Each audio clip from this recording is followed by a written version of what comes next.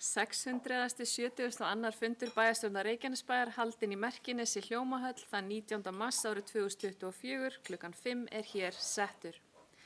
Viðstaddir eru bæjarfulltrúarnir Sverrir Bergmann Magnússon, Hjörtur Magnús Guðbjartsson, Halldóra Fríða Þorvaldsdóttir, Sighvatur Jónsson, Díana Hilmarsdóttir, Valgerður Björk Pálsdóttir, Birgitta Rún Birgisdóttir, Guðbergur Reynisson, Alexander Ragnarsson, Margrét Þórarinsdóttir og í forsætishús sem hér stendur Guðný Birna Guðmundsdóttir. Einnig eru hér viðstödd Kjartan Má Kjartason bæjarstjóri og Hrefna Gunnarsdóttir ritari bæjarstjórnar. Nú fyrir fundinum í dag liggja 6 fundarliðir, fundargerð bæjarráðs frá 7. mars, fundargerð umhverfis- og skipulagsráðs frá 15. mars, fundargerð menntaráðs frá 8. mars, fundargerð íþrótta- og tómstundaráðs frá 12. mars, fundargerð lýðheilsuráðs frá 12. mars og fundargerð velferðarráðs frá 14. mars. Nú við hefjum hér umræðu fyrsta fundarlið, fundargerð bæjarráðs frá 7. mars síðastliðnum og orðið er laust fundargerð bæjarráðs. Halldóra Fríða Þorvaldsdóttir, gjörðu svo vel.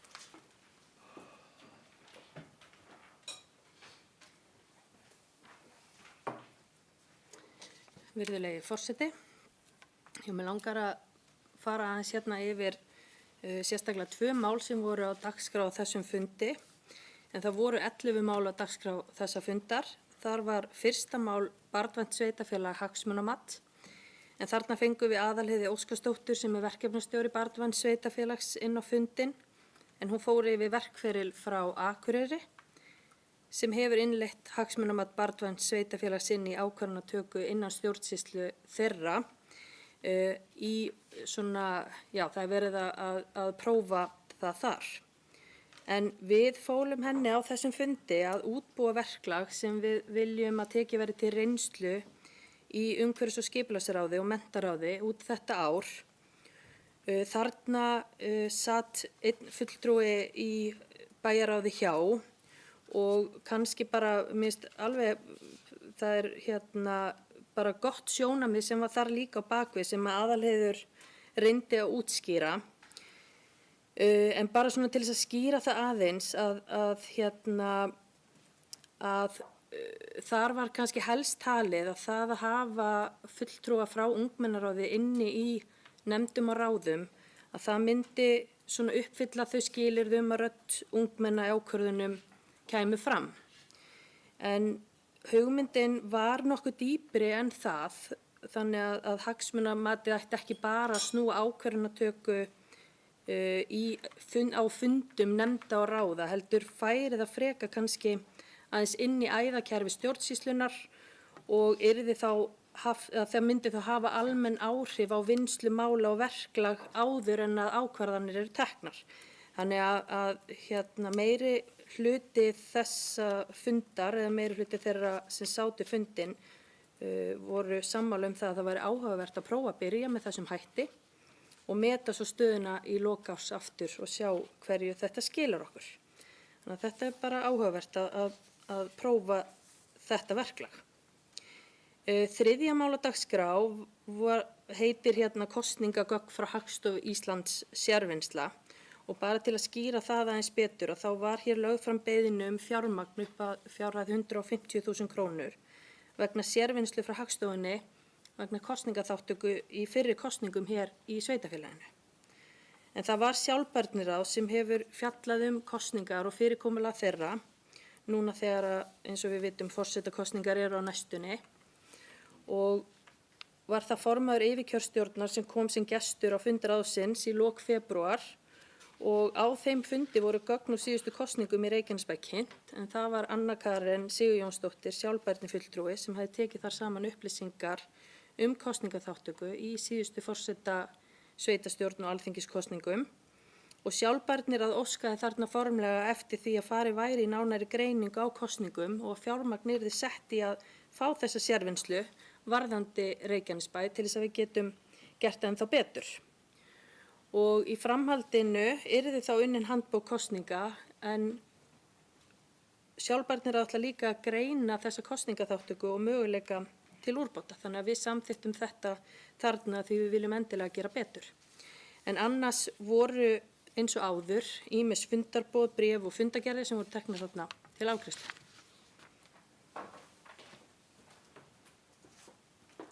Kærar þakkir. Aðrir sem vilja taka til máls undir fundargerð bæjarráðs. Nú, forseta langar að renna yfir nokkur mál og taka undir bara það sem að formaður bæjarráðs kom inn á varðandi lið 3, kosningagögn frá Hagstofu Íslands.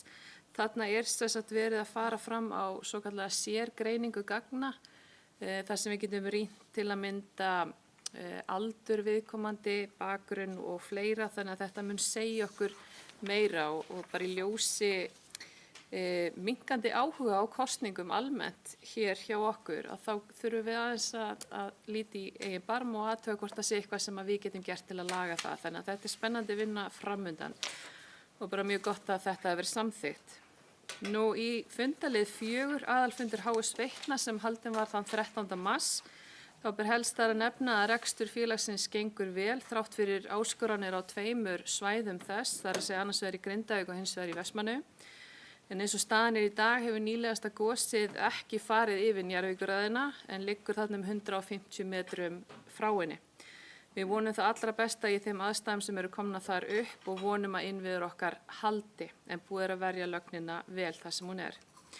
Nú í fundalið 6, lýðveldi Íslands 80 ára samstarfi sveitafélög, þar kemur fram að þann 17. júní næstkomandi verður íslenska lýðveldi 80 ára og til að halda upp á það verður vegleg dagskrá með kórasöng og afmælisköku allt land og það rýma vel við afmælisárið okkar en Reykjanesbær verður 30 ára í sumar. Nú forseti vill hvetja íbúa til að taka þátt í fögnuðinum með okkur í sumar og vonandi verður veðrið í lykilhlutverki hjá okkur. Nú í fundalið 10 fjallað fundargerð Brunavarna Suðurnesja frá 25. janúar og 29. janúar síðastliðnum, en þar ber helst að nefna að staða fjármála er góð, þrátt fyrir enn eitt metárið í sjúkraflutningum og mikið umstang tengt jarðhræringum í Grindavík. Útkallsfjöldi sjúkraflutninga var alls 5.079 á árinu 2023 sem var aukning 2,3% milli ára sem þýðir tæp 14 útköll að meðaltali á dag. Auk þess voru fjöldamörg útkall til slökkviliðsins eða alls 284. Í fundargerðinni kemur fram að slökkviliðsstjóri gerir ráð fyrir fækkun sjúkraflutninga á árinu þrátt fyrir fjölgun ferðafólks en er það helst vegna minni umferð í Bláalónið og færri sjúkraflutninga til íbúa Grindavíkur og til hjúkrunarheimilisins í Víðihlíð. Nú stjórn samþykkti jafnréttisáætlun brunavarna en gert er ráð fyrir jafnlaunavottun fái staðfest síðar í mánuðinum og gleðilegt er að segja frá því að hjá brunavörnum starfa 62 einstaklingar og af þeim eru 12 konur eða tæplega 20% starfsfólks. Og gleðilegt er að segja frá því að fyrsta konan hóf þar störf 2017 þannig að það er heilmikið búið að gerast þarna undanfarin 7 ár. Nú orðið er laust fundargerð bæjarráðs. Bæjarstjóri, gjörðu svo vel. Ég ætla að hleypa bæjarstjóri upp til að fara yfir ráðstefnu sem hann fór á fyrir hönd bæjarstjórnar sem sjálfbærniráð bað hann að fara að ræða skemmtileg málefni í Brussel. Gjörðu svo vel, bæjarstjóri. Forseti, ágætu bæjarfulltrúar. Á síðastliðinn föstudag 15. mars þá sat ég ráðstefnu í Brussel sem bar yfirskriftina Translating the EU Green Deal into Local Action sem í lauslegri þýðingu minni mætti kannski vera hrindum grænu plani Evrópusambandsins í framkvæmd á sveitarstjórnarstiginu innan gæsalappa. En markmið þessa markmið þessa Green Deal áætlunar eins og alls heimsins er að minnka kolefnisspor heimsins 55% fyrir árið 2030. Belgía er í forsæti Evrópusambandsins núna í þessu málaflokki og stóð fyrir ráðstefnunni í sínu heimalandi og höfuðborg. En ráðstefnan fór fram í húsakynnum Evrópusambandsins eins og við segjum föstudaginn 15. mars síðastliðinn. Þegar að boðum þáttöku barst Reykjanesbær haustið 2023 var það tekið á dagskrá sjálfbærniráðs þann 13. september sem lagði til að undirritaði sektir ráðstefnuna og sú tillaga var staðfest af bæjarstjórn þann 19. september 2023.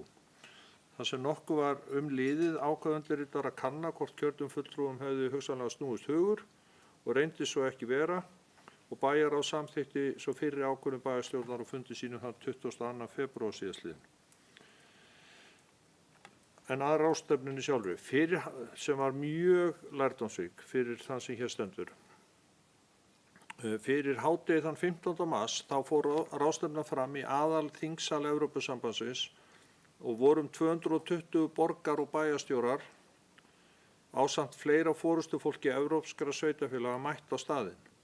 Auk þess fylgdust nokkur hundruð með í streymi að sögn ráðstefnustjóra. Undir þessum dagskrárlið fóru meðal annars fram pallborðsumræður afmörkuð fundarefni eins og til dæmis hvernig gengur að ná settu markmiði 55% samdrátt í kolefnisspori, mögulega fjármögnun aðgerða í formi styrkja úr sjóðum Evrópusambandsins, þörf fyrir meiri skuldbindingu af hálfu sveitarstjórna, mikilvægi sterkrar forystu, mikilvægi samstarfs og samtals á milli mismunandi stjórnsýslustiga, það sveitarfélaga, svæðisstjórna og stjórnvalda viðkomandi landa. Einnig mikilvægi góðs samtals og sterkrar skuldbindingar á milli opinberra aðila, fyrirtækja og íbúa, enda væru viðbrögð og aðgerðir ekki lengur valkvæðar heldur bráð nauðsynlegar. Þýska borgin Mannheim, sem telur 600.000 íbúa, stendur til dæmis fyrir samstarfi og samtali fyrirtækja í sömu atvinnugreinum með það að markmiði að þau miðli upplýsingum og læri hvert af öðru. Þannig hittast til dæmis fataframleiðendur sem eru fjölmargir í borginni reglulega og deila upplýsingum það sem þau eru að gera til þess að draga úr útblæstri og minnka kolefnisspor. Sameiginlegur tónn í þessar umræðu var að ef markmiðum 55% samdrátt ætti að nást væru sveitarfélög best til þess fallin að hafa nauðsynleg áhrif á sitt nær umhverfi. Einnig að það væri mikilvægt að ráðast á rótum vandans frekar en ekki bara að afleiðingum hans. Slíkt kalla á mikla breytingar á mörgum sviðum, hjá heimilum, fyrirtækjum og stofnunum og til þess þyrfti sterka skuldbindingu og viðurkenningu allra á sinni ábyrgð. Enginn gæti spila frítt í trausti þess að aðrir gerðu það sem gera þyrfti. Auk mikillar umræðu fjármagn var nokkuð rætt mikilvægi þess fyrir sveitarfélög að hafa fólk sem skildi og viðurkenndi mikilvægi vandans og hefði til þess nauðsynlega menntun og færni. Mikilvægt var að byggja upp nauðsynlega þekkingu innan stjórnsýslunar. Eins þyrftu sveitarfélög að læra hvert af öðru hvað virkar og þannig að þau þyrftu ekki að finna upp hjólið hvert fyrir sig. Því væri samtal þeirra á milli mikilvægt sem og að setja fram einfalda og skýra aðgerðaráætlun og markmið sem allir gætu skilið, ekki síst íbúar. Þó væri ekki hægt að setja fram einu og sömu áætlunina fyrir öll sveitarfélög því áskoranirnar væru misjafnar og stefna án tímasettra markmið og aðgerða væri í besta falli ósk. Lykilspurning sveitarfélaga ætti að vera hvernig veitum við íbúum lögboðna og nauðsynlega þjónustu á sem hagkvæmastan og skilvirkastan hátt og með sem minnstum umhverfislegum áhrifum. Í umræðum fjármögnun kom fram að mörg verkefni skiluðu beinum fjárhagslegum ávinningi og væru því hreinlega viðskiptatækifæri innan gæsalappa sem skiluðu krónum í kassan. Til dæmis ættu umhverfisvottu hús að vera ódýrari í rekstri þó að byggingarkostnaður væri hærri í upphafi og þá ætti sú fjárfesting að borga sig til lengri tíma en líka minnka kolefnisspor viðkomandi sveitarfélags. Þá fælust tækifæri því fyrir tryggingafélög að styrkja verkefni sem miðuðu að því að draga úr tjónu, til dæmis sjóvarnargarðar sem ættu að koma í veg fyrir flóð. Nokkur umræða fór fram með mikilvægi þess að vinna þvert á stjórnkerfið en ekki í sílóum og nauðsynlegt væri að mæla og miðla árangri með reglubundnum hætti. Sum sveitarfélög hafa efnt til keppni á milli fyrirtækja og eða stofnana með álitlegum verðlaunum fyrir þann eða þá einingu sem bestum árangri nær. Nokkur umræða fór fram með mikilvægi þess að einangra hús í Evrópu betur, nýta orku og spara peninga þannig. Þó vanti meiri hraða í innleiðingu aðgerða, að fá alla borð og að auka samvinnu aðila. Allt sem þyrfti að gera væri gerlegt en hindranirnar fælust fyrst og fremst í skorti á fjármagni og þekkingu og hugafari. Það væri til dæmis áhugavert að heyra skoðanir ungmennaráðs og okkar frammistöðu hingað til og fá þau til að setja fram sínar hugmyndir á fundi sínum með bæjarstjórn í vor. Einnig að hvetja fyrirtæki og opinbera aðila til að mæla kolefnisspor sitt og upplýsa hvernig gengur að draga úr því. Það er mikilvægt fyrir sveitarfélög að bjóða upp á skýra leið inn í stjórnsýsluna í þessum málum og að geta veitt nauðsynlega ráðgjöf og aðstoð. Einnig að þekkja landsáætlun íslenskra stjórnvalda og nýta alla möguleika til styrkja bæði frá stjórnvöldum og Evrópusambandinu. Og ein mikilvægasta eign eða asset eins og það var kallað á ensku í Evrópu er fjölbreytileikinn og við tengjum við það hér í Reykjanesbæ með yfirskriftina í krafti fjölbreytileikans. En í Evrópu búa nú 500 milljón manns í 8.000 sveitarfélögum. Nú, eftir þessa morgunsessjón var hádegishlé og eftir hádegi var þátttakendur skipt upp í minni hópa eftir umræðuefnum. Ég valdi málstofu sem bar yfirskriftina Planning for Healthy and Resilient Cities eða að áætla eða skipuleggja fyrir heilbrigt sveitarfélag eða borg með mikla seiglu. Sú sem stýrði umræðum byrjaði á að spyrja salinn hvað þyrfti að vera til staðar til að sveitarfélag geti talist heilbrigt sveitarfélag. Þáttakendur notuðu svo Slido-forriti til að senda inn sínar tillögur og hugmyndir. Það sem ég skráði hjá mér og reyndi að þýða voru eftirfarandi hugtök: hreint andrúmsloft, hreint neysluvatn, hrein náttúra, gott mannlíf, fjölbreytt samfélag fólks með mismunandi menningarlegan bakgrunn, engin einmanna eða útundan, allir með, góð lýðræðisleg þátttaka íbúa, gott menningarlíf og skapandi hugsun, andlegt heilbrigði, samkennd, engin útlendingaandúð, happy culture, skrifaði ég í gæsalöpum, létt og skemmtilegt andrúmsloft í sveitarfélaginu, sjálfbærni á sem flestum sviðum og þurfa sem minnst að treysta á aðra meðal annars í fæðuöflun, hafa fjölbreyttar upplýsingar og gögnum sveitarfélagið og íbúa þess á takteinum, að íbúar séu stoltir af sveitarfélaginu sínu, að sveitarfélagið sé friðsælt og rólegt og laust við stress, hæglæti sveitarfélag eða slow movement var líka nefnt, góðir göng- og hjólastígar, góð tengsl og samskipti á milli kynslóða, góðir leik- og grunnskólar og gott menntunarstigi íbúa, vel launuð störf og fjölbreytt atvinnutækifæri, líffræðilegu fjölbreytileiki náttúrunnar, fráveitumálin í góðu lagi og fráveituvatni hreinsað, stjórnun úrgangsmála í góðu lagi, sorphirða endurvinnsla og hringrásarhagkerfið innleitt, húsnæði í góðu lagi og vel einangrað, laust við rakaskemmdir og myglu, ekki mikill hávaði í umhverfinu, hljóðvist í lagi, nóg af grænum svæðum innan seilingar fyrir íbúa og sveitarfélagið alltaf að reyna að auka heilbrigði og verða more happy, aftur, innan gæsalappa, og síðast en ekki síst að skipuleggja og stýra breytingum því ef það er ekki gert þá gerast breytingar að sjálfu sér og ekki endilega í þá átt sem bæjaryfirvöld kjósa. Nú virðulegur forseti, ég er að verða búinn. Að lokum þá er niðurstaðan sú að markmiðum 55% minnkun kolefnisspors í síðasta lagi 2030 verði ekki náð nema með öflugri þátttöku sveitarfélaga víðsvegar heiminn. Þau þurfa að taka málið alvarlegar en hingað til hefur verið gert og sýna sterkari skuldbindingu. Það finnst mér geta átt við okkur hér í Reykjanesbæ og mörg önnur sveitarfélög á Íslandi. Það vantar meira fjármagn svo hægt sé að undirbúa og hrinda í framkvæmd margvíslegum verkefnum í þessa veru. Það vantar fólk með rétta þekkingu og færni til að vinna vinnuna og síðast en ekki síst hæfa stjórnendur til að undirbúa og skipuleggja. Skýr markmið og mælikvarða sem allir skilja. Gott samstarf á milli stjórnsýslustiga og sterka skuldbindingu frá atvinnulífi og íbúum. Ég loki máli mínu, forseti. Takk. Kæra þakkir bæjarstjóri, og það verður bara mjög áhugavert að fá þig inn í sjálfbærnir að heyra þessa ferð þína og bara gott að við sendum þig á þennan mikilvæga fund.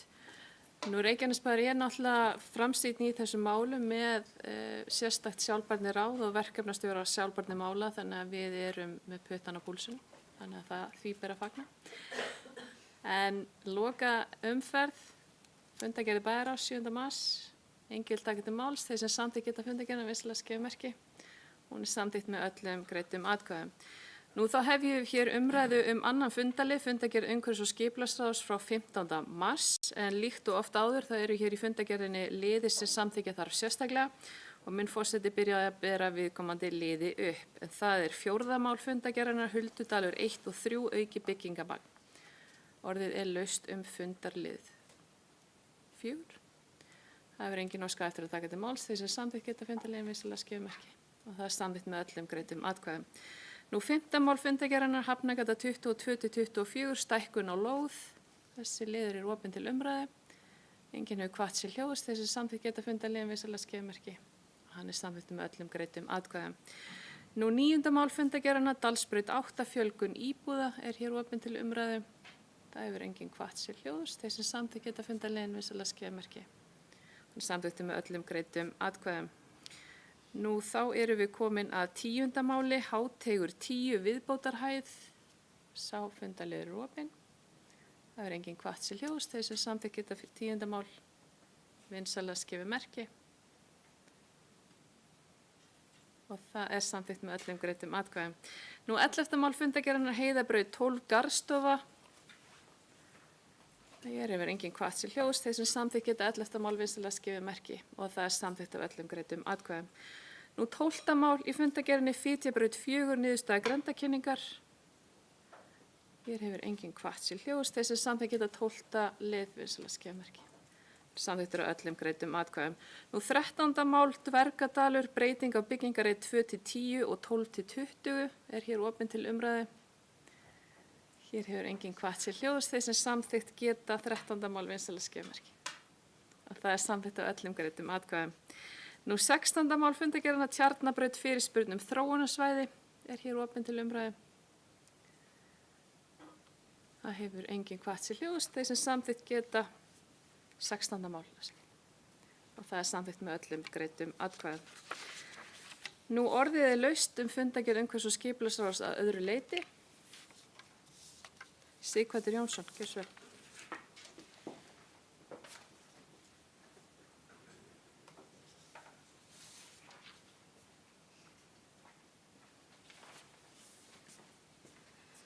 Já, virðulegi forseti, bæjarstjóri, bæjarfulltrúar og góðir gestir. Ég ætla nú bara rétt að nota þetta tækifæri til þess að minnast stuttlega á 2 atriði í fundargerðinni góð og áhugaverð verkefni að mínum mati á sviði umhverfis- og skipulagsmála í sveitarfélaginu okkar.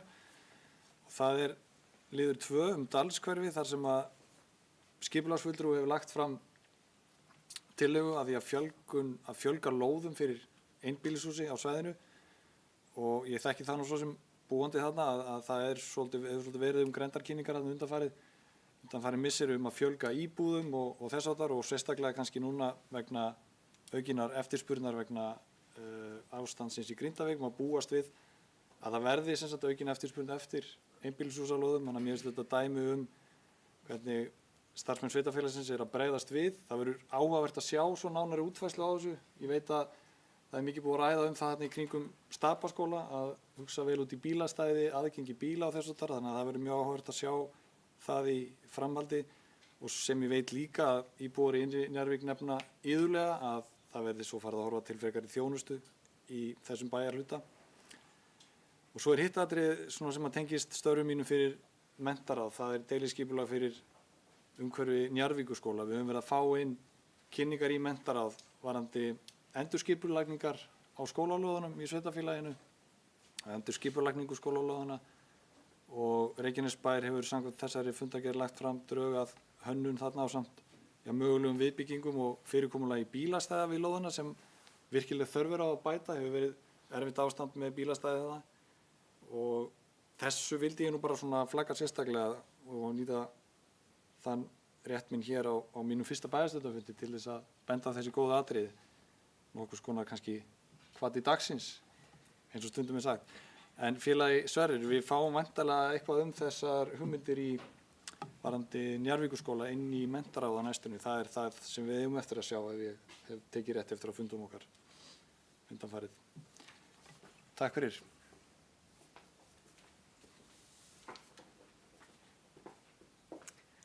Kæra þakkir Sighvatur og vertu velkomin á þinn fyrsta fund. Ég gerir ráð fyrir að hann væri annar en ég er meira að mismuna. Guðbergur Einarsson, gjörðu svo vel.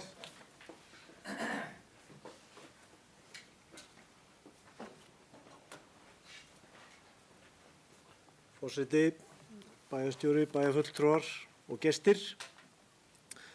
Já, ég kem hérna undir fundargerð umhverfis- og skipulagsráðs. Ég sit auðvitað í því ráði og mér finnst margt gott vera að gerast í þessari fundargerð. Ég langaði svona að hoppa aðeins inn í nokkur mál en það er til dæmis fyrsta mál þar sem er verið að ræða Grænársbrekkuna. Þar eru við með stór hættulegt svæði sem að við erum búin að vera, ég er búin að sitja í umhverfis- og skipulagsráði í 2 ár að verða og við erum búin að ræða allan tíman að það þurfi að leysa umferðaröryggi barna á þessu svæði. Þarna eru börn sem eru í Ásahverfi að ganga yfir svona umferðarmestu æðar bæjarins til þess að komast í Njarðvíkurskóla. Það var samþykkt í fjárhagsáætlun núna 20 milljónir í umferðaröryggi barna og meiri hlutin af því er að fara í sem þeir kalla nú heilsustíg en þetta er nú eiginlega bara umferðaröryggisstígur þarna frá og yfir í Njarðvíkurskóla og það er búið að setja hlið þarna við Bólafótinn og þetta lítur bara mjög vel út. Ég er mjög ánægður að ég keyri þarna framhjá en betur má duga skal og við erum búin að ræða það oft inn í ráðinu að það þyrfti jafnvel að setja umferðarljós þarna. Einhvern tímann var samþykkt á fundinum að umhverfissviðið setti umferðarljós. Það hefur ekki verið gert ennþá. Og við erum svona endalaust einhvern veginn búin að vera að ræða þetta og svo núna, ég tek það fram að ég fagna því að það hefur verið að koma með þetta mál og það hefur verið að ræða og samþykkt þarna að halda áfram með tillögu 6. Ég man nú ekki hvort að fólk sér tillögurnar en allavega í tillögu 6 er verið að koma með hringtorg við Grænársafleggjarann til þess að svona fleyta þessu áfram en svo er verið að tengja við ofanbyggðaveginn og líka verið að tengja þetta við Reykjanesbrautina og mér finnst einhvern veginn eins og með því sé verið að flækja þetta ennþá lengra og tefja þetta ennþá meira. Mér finnst að við eigum að kljúfa þetta aðeins frá. Það er alveg mikilvægt ofanbyggðavegurinn og Reykjanesbrautin en mér finnst þetta mikilvægara og mér finnst að við eigum svona svolítið að reyna að flýta þessu máli þarna við Grænárs, eystri hluta Grænársbrekkunnar til þess að huga að öryggi barnanna sem er að ganga að þeim og bara fólksins sem er að keyra að þeim. Þetta er hættulegt svæði og núna er heldur betur að bætast í umferðina.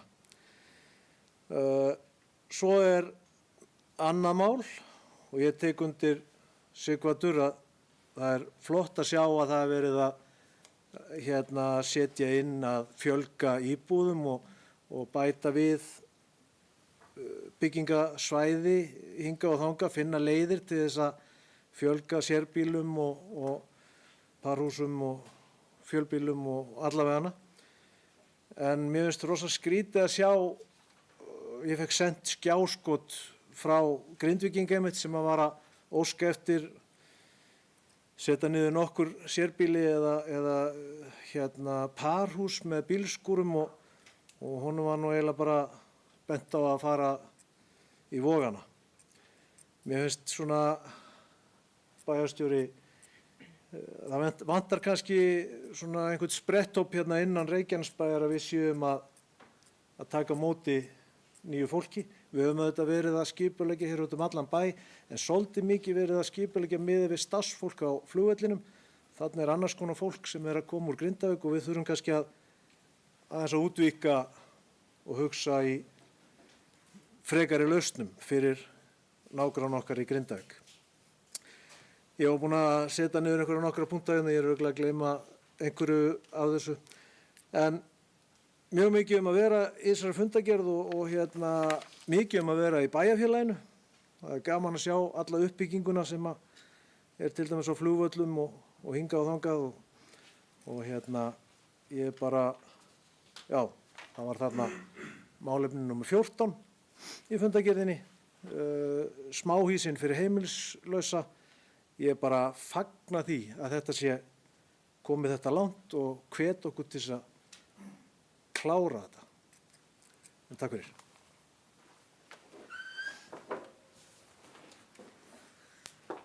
Kæra þakki fyrir þetta, Guðbergur, og ég minni á að við ávarpum hvort annað sem bæjarfulltrúa. Þessu hvað? Allt í hvað? Hjörtur Magnús Guðbjartsson, gjörðu svo vel.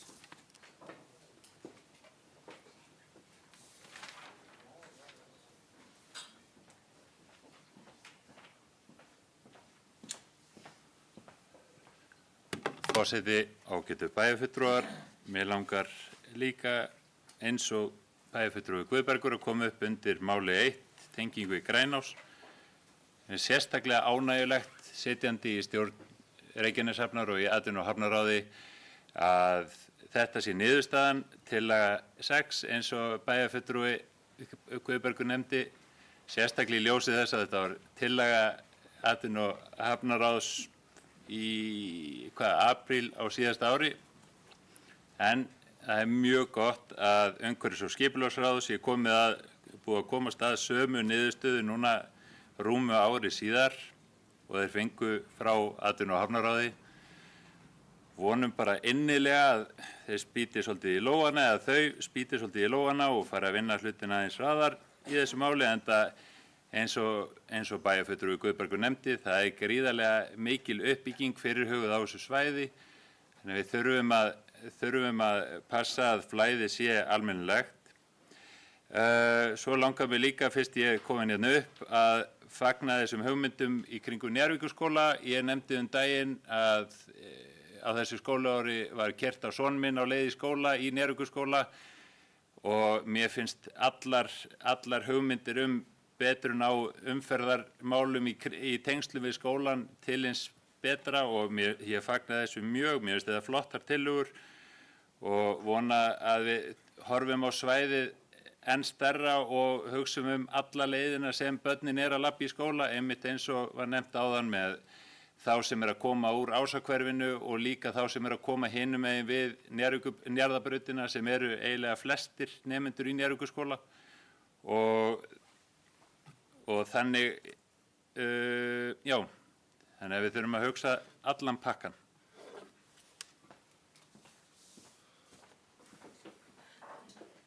Kæra þakki fyrir þetta, Alexander Ragnarsson.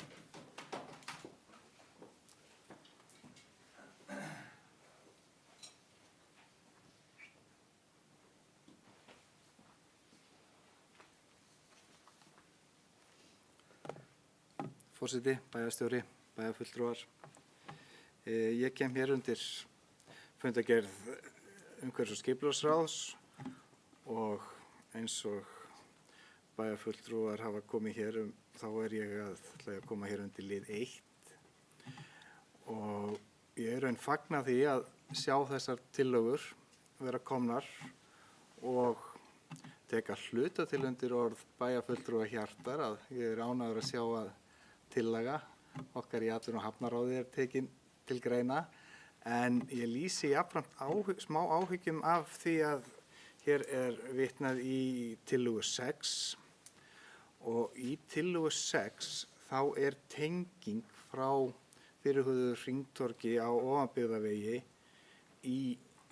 að Grænásvegi eða Grænásbrekku eins og ég nú alltaf kallað hana, og ég hef smá áhyggjur af því vegstæði að það sé komið svolítið nálægt útivistarsvæðinu sem við höfum þarna og ég hef var að reyna að rýna í teikningarnar og þetta mér sýnist þetta að vera að fara svolítið nærri bara í raun brúninni og þarna svona klettar sem að krakkar að nýta sér og við höfum ekki mikið að klettum til að klifra í. Og ég þekki þetta svæði nú aðeins, ég hef verið í kringum það þú sé kannski ekki allir sem trúa því, en það nær 60 ár heldur en 50 og þannig að ég kannast aðeins við þetta svæði og ég hef smá áhyggjur af þessu vegstæði ef það verður farið alveg í þessa leið 6 eins og hún kemur fyrir hérna í gögnunum.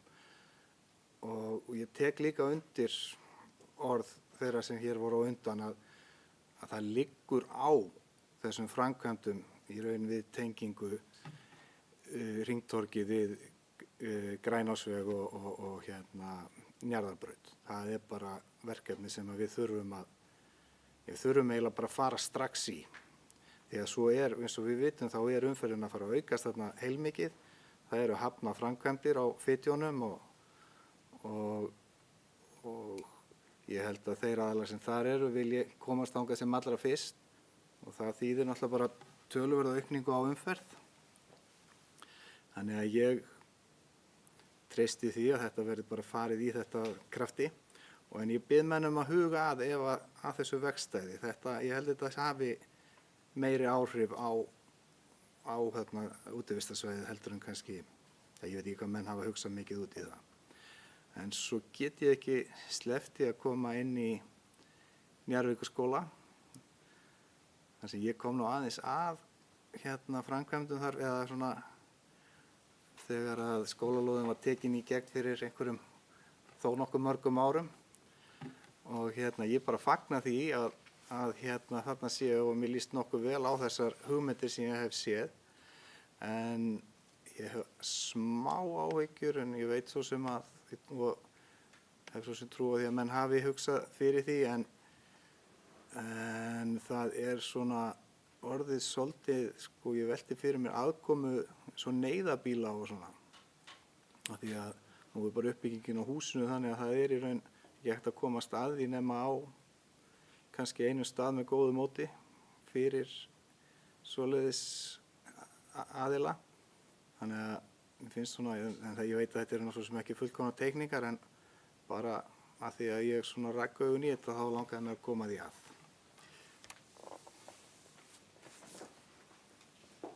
Kæra þakkir. Orðið er laust fundargerð umhverfis- og skipulagsráðs. Nú forseta langar aðeins að taka undir umræðu hér lið 1, tenginga við Grænás, drauga minnisblaði og þetta ég heyri það í þessum sal að hér eru við sammála að það liggi gríðarlega á þessum framkvæmdum. En þarna mjög mikil umferð Njarðarbrautin okkar sem liggur allt frá byrjun innri Njarðvíkur við Víkingarbraut alveg af Krossmóa á mótum Keflavíkur og Njarðvíkur þannig að gatan gríðarlega löng. Nú skipulagsáætlanir framtíðar uppbyggingu í Njarðvíkurhöfn eru talsverðar og horfa verður í því sambandi við aðgengi að hverfinu og umferð þarna líkt og hefur komið fram hér. Nú í liðnum var farið yfir umferðargreiningum svæði þar sem eftirtalin atriði voru sérstaklega tekin fram en lagt var til lágmarkstenginga við Njarðarbraut og að umferð til hafnarinnar væri fremur beint inn á Fitjabraut til Njarðarbrautar eða á tengingu við Reykjanesbraut og tengingu við ofanbyggðaveg. Í því samhengi var lagt til að best væri að afnema hringtorg sem tengir Bólafót, Njarðarbraut og Sjávargötu og gera nýtt hringtorg sem tengir Grænásveg og Njarðarbraut. Í kjölfari verður þá annarkvort sett nýja tengingu inn að Fitjabraut eða Grænásvegur verður fluttur að núverandi hringtorgi við Bólafót. Þannig að það svona grundvallapælingin þar. Nú vegna mikillar umferðar Njarðarbrautina þarf eflaust að breikka veginn einnig til að fjölga akreinum til að vegurinn anni umferðinni tengt fjölgun íbúa og uppbyggingu í okkar sveitarfélagi. En hér hefur verið rætt lið 6, eða tillögu 6 sem lagt var fram. En þá snýr sú tillaga í þessu minnisblaði að umfangsmeiri breytingum á stærra svæði sem felur í sér ný hringtorg. Og þetta það sem að umhverfis- og skipulagsráð að horfa í að vera unni með áfram. Þannig að ég geri ráð fyrir að bæjarfulltrúar muni fylgja þeirri línu áfram að hvetja til að þessi vinna fari sem fyrst af stað. Nú að lið 14 smáhýsi fyrir heimilislausa. Þetta mjög áhugavert og þarft verkefni líkt og bæjarfulltrúi Guðbergur kom inn á áðan. Reykjanesbær sett á fót starfshóp til að vinna verkefninu og komu fram 2 tillögur að framtíða staðsetningum. En gert ráð fyrir að 4 smáhýsum verði reist á sitthvorum staðnum alls 8 sem hvert sér 30 fermetrar. Nú í kjölfari verður máli kynnt fyrir íbúum en þar var greining leidd í ljós að við þurfum 10 til 15 smáhýsi. Forseti vill hrósa velferðarráði auk starfsmanna fyrir mjög vandaða og góða vinnu við þetta verkefni. Það er vel skilgreint og vel uppsett og unnið í samstarfi við umhverfis- og framkvæmdasvið. Forseti vill ítreka það að verkefni er mjög þarft þar sem við erum með íbúa í sveitarfélaginu sem eru í erfiðum aðstæðum og þurfa okkar aðstoð. Og það er skylda okkar sem sveitarfélags að hlúa að okkar náunga og gæta þess að fólkið okkar hafi öruggt skjól til að vera í. Það er eitt grundvallar réttur okkar sem mannverur að þrá eiga heimili sem skapar okkur öruggt skjól og Reykjanesbær hefur nú í nokkur ár verið með smáhýsi til reynslu sem hefur reynst afar vel og gefið góða raun sem er svipa og sjá má annar staðar í öðrum sveitarfélögum þar sem slík smáhýsi hafa verið sett upp. Þannig að þetta er spennandi verkefni sem er að fara af stað þar. Annars er orðið laust fundargerð umhverfis- og skipulagsráðs. Þá ber ég fundargerðina upp til samþykktar. Ég hef fengið fyrirmæli frá einu bæjarfulltrúa að hann sitji hjá undir fundalið 7 en samþykki fundargerðina öðru leyti. Þannig ég bið ykkur vinsalast að gefa merki að þið samþykkið og það er samþykkt með öllum greiddum atkvæðum nema 1 atkvæði sem skilar sér ekki í fundarlið nr. 7. En þá hef ég við umræður fundarlið 3, fundargerð menntaráðs frá 8. mars síðastliðnum, orðið er laust. Sverrir Bergmann Magnússon.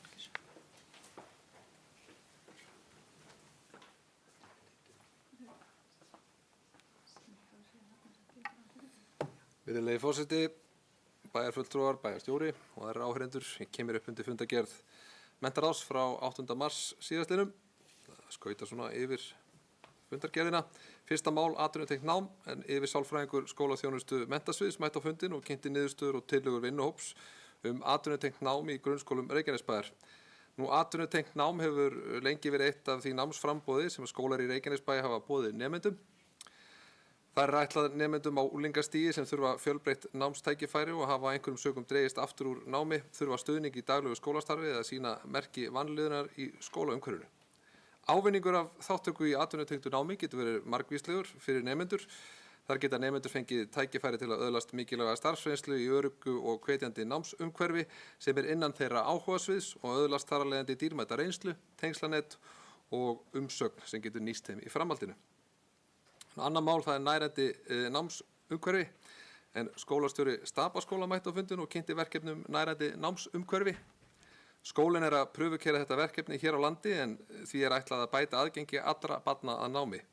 Verkefni byggir á 6 meginreglum barnamiðað lærdómsumhverfi sem eru að mæta félagslegum, tilfinningalegum og hugrænum þörfum, íhuga hvernig við eigum að eiga samskipti, hugleiða hegðun, þroskastig og okkar eigin aðferðir, byggja upp jákvæða sjálfsmynd og sjálfstraust, finna fyrir tilfinningalegu öryggi og svo að fagna fjölbreytileika og inngildingu. Virkilega spennandi verkefni hér á ferð og mikill heiður fyrir Stapaskóla og Reykjanesbæ að fá að prufukeyra þetta verkefni fyrst skóla hér á landi. Svo er 4. mál bættar starfsaðstæður leikskólakennara en lagt var fram erindi frá stjórnendum í leikskólum Reykjanesbæjar þar sem hvatt var til þess að stofnaður verði starfshópur á vegum sveitarfélagsins til þess að skoða starfsaðstæður barna og starfsfólks í leikskólum sveitarfélagsins. Stjórnendur lýstu yfir áhyggjum af því að í ljósi fjölgunar leikskóla og stækkunar annarra skóla sé hætt við að ekki verði hægt að fullmanna alla skóla bæjarins næsta haust. Lagt var til að starfshópur yrði myndaður til að skoða starfsaðstæður barna og starfsfólk í leikskólum Reykjanesbæjar til að mæta þeim áhyggjum sem að leikskólastjórnendur lýsa yfir, komið með tillögur til úrbóta og kostnaðarmat þeirra. 5. mál, það er nafn á nýjum leikskóla í Dalshverfi 3, en tilstendur að opna nýjan leikskóla í Dalshverfi 3 næsta haust. Leikskólinn hefur haft vinnuheitið Drekadalur sem hefur náð að festa sig í sessi og virðist vera almenn ánægja með nafnið. Þeir sem hafa komið að undirbúningi lóðarinnar sjá til að mynda fyrir sér dreka á lóðinni. Nýráðinn leikskólastjóri styður tillögu nafnið Drekadalur og sér mörg tækifæri tengt því. Nafnið er til þess fallið að ýta undir ímyndarafl og sköpunargleði barna og hjálpa starfsfólki, börnum og foreldrum að skapa sannkallaðan ævintýraheim í hjarta Dalshverfis 3. Samþykkt var að nýr leikskóli í Dalshverfi fái nafnið Drekadalur. Og svo er það 7. og síðasta máli en það var gæða- og eftirlitsstofnun velferðarmála, málefni dagforeldra. en lagt var fram erindi frá Gæða- og eftirlitsstofnun velferðarmála varðandi málefni dagforeldra. Samkvæmt breytingar reglugerð daggæslu barna í heimahúsum veitir Gæða- og eftirlitsstofnun velferðarmála nú rekstrarleyfi til daggæslu barna í heimahúsum og hefur eftirlit með gæðum á þjónustu og grundvelli laga Gæða- og eftirlitsstofnun velferðarmála. Þakka gott hljóð.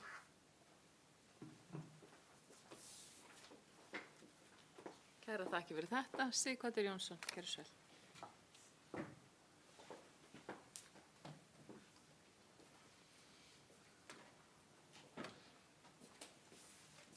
Virðulegi forseti, bæjarstjóri, bæjarfulltrúar og góðir gestir og áheyrendur. Það er svo sem litlu við þetta að bæta eftir fína yfirferð hjá bæjarfulltrúa Sverrir Bergmann.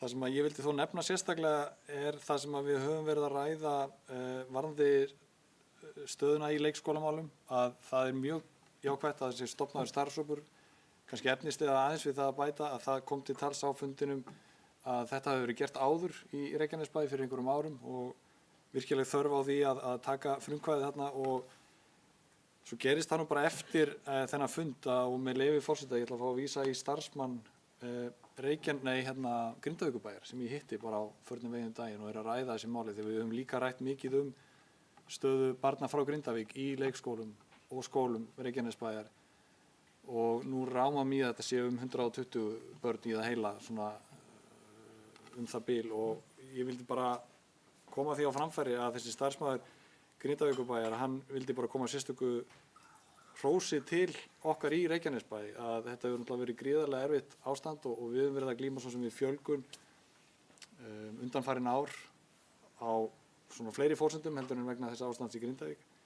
Þannig að aftur vildi ég bara koma þessu hrósi til skila, því þetta fór ég að ræða við viðkomandi af því ég sitji í menntaráði og það er kannski hægt að segja að þetta sé svona hvetur okkur öll sömul starfsfólk sveitarfélagsins, kjörna fulltrúa og íbúa til þess að hugsa hvað við getum gert til þess að aðstoða vini okkar og nágranna í Grindavík og svona vera kannski smá persónlegur og ljóðrænn að vissu leyti, að vera ljósið í glugga Landakirkju, ef svo má segja, því að ég er nú úr Eyjum og það er fræg ljósmynd frá Heimaeyjagosinu þar sem sést ljós í glugga Landakirkju sem er einist ekki vera ljósið í kirkjunu heldur gosstrókurinn sem speglast svona merkilega í gegnum kirkjuna.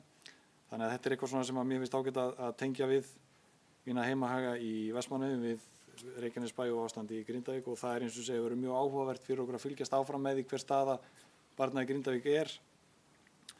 Og að því ég er að nefna Landakirkju þá er það líka merkilegt að á þessum degi fermdist ég þar fyrir 35 árum sem eru einhvers konar örlög, að ég sitt þá minn fyrsta bæjarstjórnarfund á þeim ágæta degi. En þetta var bara það sem ég vildi nefna af því að þetta var mjög áhugavert samtal við starfsmann Grindavíkurbæjar sem að ég datt inn í bara á förnum vegi daginn, þannig að ég vildi koma þessu til okkar allra.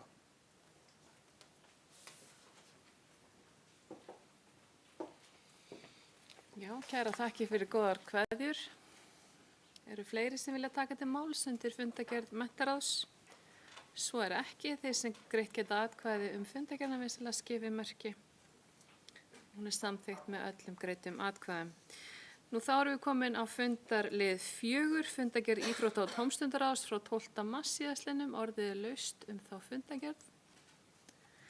Nú forseta langar að vekja athygli bæjarfulltrúa og áhorfenda á fundarliðum 2-4 í fundargerð ÍT-ráðs, en þarna á að vera skrifandi samninga við 3 félög, skátafélagið Heiðabúa, íþróttafélagið Nes og KFUM og K. Samningarnir falla framkvæmd fyrirkomulags starfsumræddra félaga hjá okkur í sveitarfélaginu, þar sem kemur fram meðal annars hlutverk, fjármál og gagnkvæmar skyldur auk fleiri atriða. Nú forseti vill hrósa íþrótta- og tómstundaráði auk fulltrúa ráðsins Hafþóri Birgissyni fyrir góða vinnu þessa grundvallar samstarfssamning félaga í okkar sveitarfélagi. Nú í öllum samningunum er svo vísað í siðareglur æskulýðs vettvangsins hvernig framkoma er eðlileg innan okkar félaga. Það er markmið okkar að öll okkar félag skrifi undir slíkan samning en sú vinna er í gangi, og það er einnig gleðilegt að nefna að fjárheimildir Reykjanesbæjar til allra 3 félagana hækkaði 500.000 milli ára eða fór úr 1.000.000 í 1,5 sem að við vitum að mun koma sér vel fyrir félagsstarf þeirra. Nú orðið er laust, það hefur enginn hvatt sér hljóðs, þeir sem samþykkt geta fundargerð íþrótt- og tómstundaráðs frá 12. mars, vinsamlega skefumerki. Það er samþykkt af öllum greiddum atkvæðum. Nú þá tökum við fyrir 5. mál fundargerð lýðheilsuráðs frá 12. mars. Orðið er laust fundargerð lýðheilsuráðs.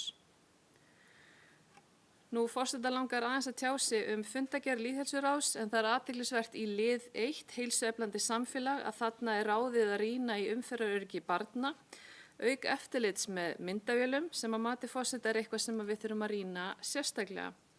Ráðið óskað þarna eftir þarfagreiningu og kostnaðaráætlun mögulega framtíða staðsendingu myndavéla og þykist forseti vita að þetta verið tekið lengra af fulltrúa ráðsins og berist þá í framhaldi til bæjarráðs ef að svo reynist. Nú í kynningu Gunnars Ellert Geirssonar, deildarstjóra umhverfismála, kemur fram fyrstu markmið áherslum sveitarfélagsins í umferðaröryggi barna en í fjárhagsáætlun voru sett 20 milljónir í verkefnið á árinu. Nú menntaráð auk íþrótta- og tómstundaráðs fundaði málefni frístundaaksturs í sveitarfélaginu og lagði mikla áherslu á bætt umferðaröryggi við Reykjaneshöll og við Íþróttaakademíuna þar sem talsverð umferð er og mikið af börnum. Við munum halda áfram að rýna í þau mál auk annara en okkar eina óski í þessu máli er að börnin okkar séu örugg í umferðinni og í þeim aðstæðum sem þau eru í hverju sinni í bænum okkar. Nú liðið 3 Mottumars viðburður þá hvetur forseti sem allra flesta að mæta viðburð lýðheilsuráðs í sundmiðstöðin okkar þann 21. mars þar sem boðið verður frítt í sund og vöflur þar sem vekja á athygli á Mottumars og krabbameini karla og við vitum það að forvarnir, þrefaldar, endalausar forvarnir, forvarnir, er lykillinn að langlífi og við vitum það. Það er miklu betra að láta kíkja á sig og fá góða skoðun en að fá slæmar fréttir síðar. Þannig að forseti hvetur ykkur líka öll að hugsa ætíð heilsun ykkar. Nú að lokum í lið 6, hvatagreiðslu 2023 nýtingatölur. Ég vil forseti fagna innilega þeirri miklu áherslu sem við höfum lagt í hvatagreiðslur í sveitarfélaginu okkar en nýtingarhlutfallið var 60% hjá aldurshópnum 4 til 18 ára og nýtingin fer mjög vel af stað í 67 ára og eldri aldurshópnum sem við byrjuðum á í byrjun þessa árs.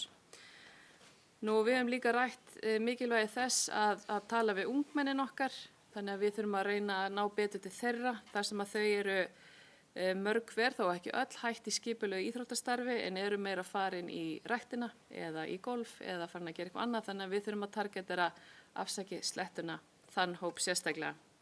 Þannig að endilega þeir sem eru að horfa hvetji þið alla sem þið þekkja að sækja því að forvarnir skipta máli. Nú orðið er annars laust fundargerð lýðheilsuráðs. Það er engin hvað sér hljóðs. Þeir sem samþykkt geta fundargerðina frá 12. mars vinsamlega skefumerki. Það er samþykkt með öllum greiddum atkvæðum. Nú þá erum við komin á okkar síðasta fundargerð velferðarráðs frá 14. mars síðastliðnum. Díana Hilmarsdóttir, gjörðu svo vel.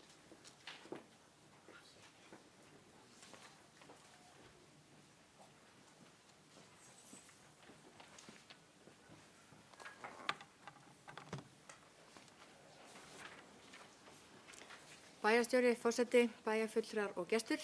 Ég kem hérna upp undir fundargerð velferðarráðs frá 14. mars síðastliðnum. Liður 1 sem er málefni heimilislausra smáhús. Öryggi, þak yfir höfuðið, heimili, búseta með reisn eru orð sem að mér eru ofarlega í huga þegar þessi mál eru rædd, sem og samfélagsleg skyldu okkar gagnvart þeim sem minna meiða sín. Starfshópur sem vann að kortlagninga og hentugum staðsetningum fyrir uppbyggingu smáhúsa fyrir einstaklinga með fjölþættar þjónustuþarfir án heimilis, fór yfir tillögur að hentugum staðsetningum, gerð smáhúsa ásamt útfærslu og þjónustu við íbúa og í samráði við velferðarráð og umhverfis- og skipulagsráð var tekin ákvörðun 2 staðsetningar, annars vegar að Hákotstöngum og hins vegar í Grófinni. Og við vinnu starfshópsins var tekið mið af reynslu Reykjavíkurborgar af sambærilegu starfi. Og núna tekum við að grænda kynna þessar 2 staðsetningar og ég vona af öllu mínu hjarta að íbúar taki vel í þetta verkefni en viðkvæman hóp einstaklinga sem þurfa þverfaglega aðstoðarstuðningar að ræða. Það er lagt upp með að húsin verði smekkleg og fallega nærumhverfinu og ef allt gengur eftir þá munu fyrstu íbúarnir geta flutt inn við lok þess árs.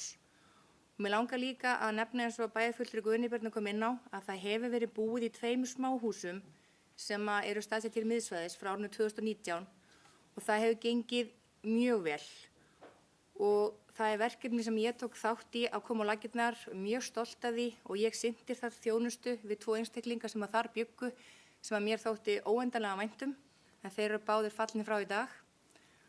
Og smáhúsin þessi eru heimili fólks og íbúum þeirra veitt þjónusta sem byggir á hugmyndafræði Housing First sem snýra því að fólk eigi rétt á húsnæði og geti haldið því með einstaklingsbundinni þjónustu undir formerkjum skaðaminkunar. Að vera með þak yfir höfuðið og öryggi er oftar en ekki fyrsta skrefið til þess að geta unni markvisst að bættum lífsskilyrðum fólks. Og það hefur sýnt svo að sannað að Housing First hefur skilað miklum árangri víða heim. Og Housing First og svo þjónusta sem þar veitt skila sér ekki bara í auknum lífsgæðum íbúa þessa úrræðis og aðstandanda heldur einnig til samfélagsins í heild sinni. Og ég er virkilega stolt af þessu verkefni og hlakka til að fylgjast með framvindu þess og þróun. Liður 2 var samræmd móttaka flóttafólks. Starfsmenn velferðarsviðs mættu á fundin og fóru yfir þróun og stöðu samræmdrar móttöku og þjónustu við umsækjendur alþjóðlega vernd. Það hafi verið gerð drög að þjónustusamningi á milli félags- og vinnumarkaðsráðuneytisins, Vinnumálastofnunar og Reykjanesbæjar samræmda móttöku flóttafólks sem er verið að vinna áfram og verður vonandi hægt að taka fyrir á næsta fundi ráðsins og klára. Sviðsstjóri fór í máli 3 yfir starfsáætlun sviðsins fyrir árið og lagði hana fram. Og seinasta mál á dagskrá var mælaborð og tölulegar upplýsingar. Og í febrúar þessu ári voru það 191 einstaklingur sem fengu greidda fjárhagsaðstoð frá Reykjanesbæ. En í sama mánuði fyrra það voru það 365 einstaklingar. Og ég fagna þessari fækkun sem segir mér að það eru fleiri einstaklingar komnir á vinnumarkað og í rétt úrræði. Takk fyrir.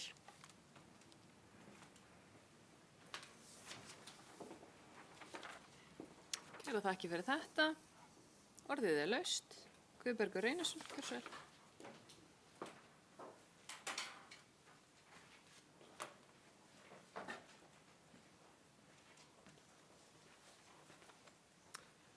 Forseti, bæjarfulltrúar, fyrirgefðu Sighvatur, bæjarfulltrúi Sighvatur, gerir þetta aftur. Ég er að reyna að læra þetta. Já, ég tek undir orð bæjarfulltrúa Díönu með mikilvægi þessara smáhýsa. Við þurfum að koma því eins hratt í gegnum kerfið eins og við getum.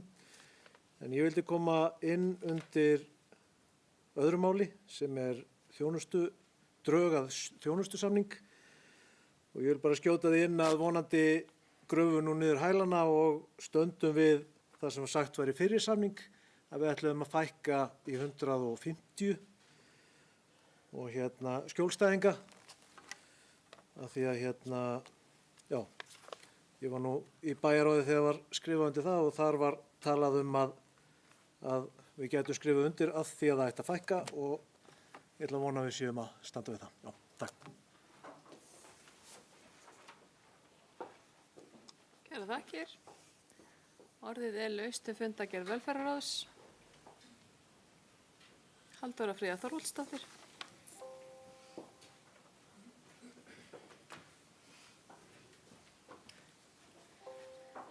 Já, virðulegi forseti.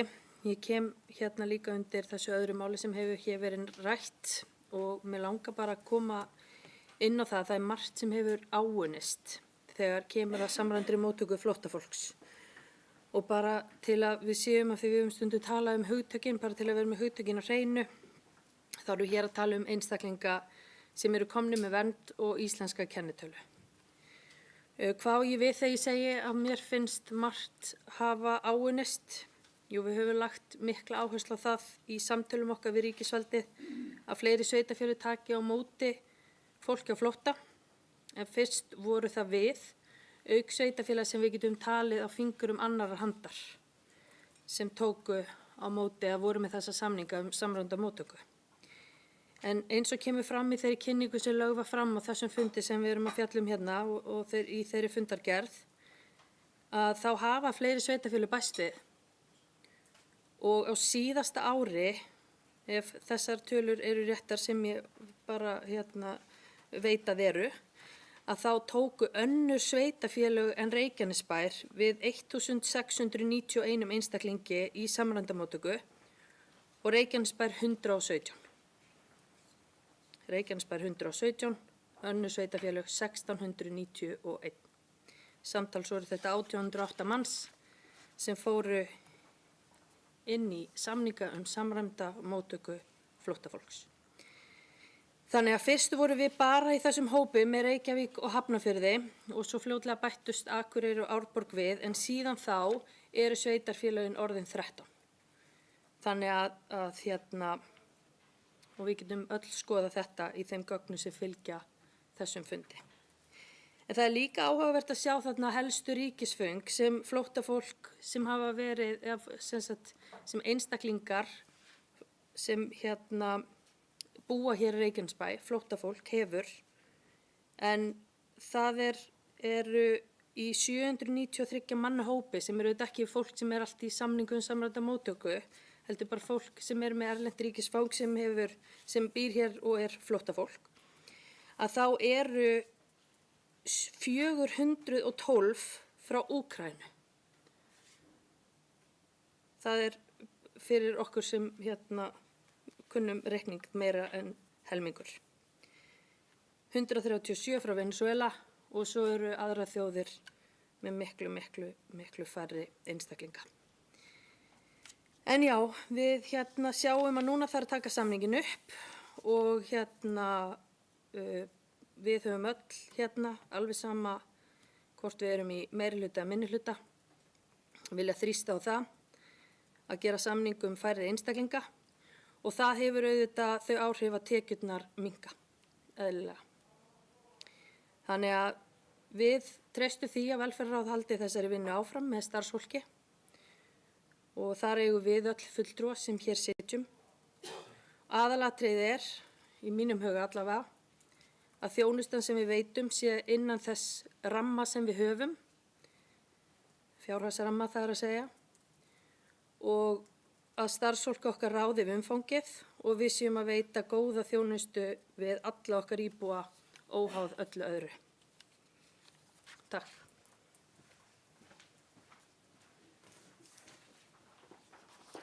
Kærar þakkir fyrir þetta. Orðið ennþá laust fundargerð velferðarráðs. Það hefur enginn hvatt sér hljóðs. Þeir sem samþykkt geta fundargerð velferðarráðs á 14. mars vinsamlega skipið merki og það samþykkt af öllum greiddum atkvæðum. Nú dagskrá bæjarstjórnar formlega tæmd og fundargerðin verður undirrituð með rafrænum hætti og því lýsi ég 670. og öðrum fundi bæjarstjórnar Reykjanesbæjar hér með slitið.